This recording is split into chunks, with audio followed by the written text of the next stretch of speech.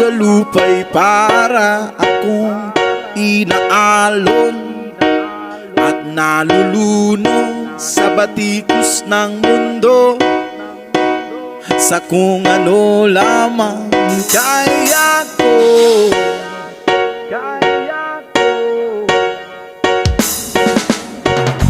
Pigang-piga na sa mga problemang di masolusyonan agad,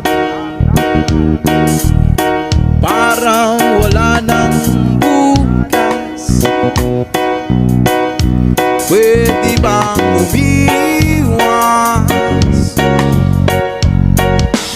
Hinahanap ang sarili ngunit di nakakayanin sa ligaw na dinadaanan ko.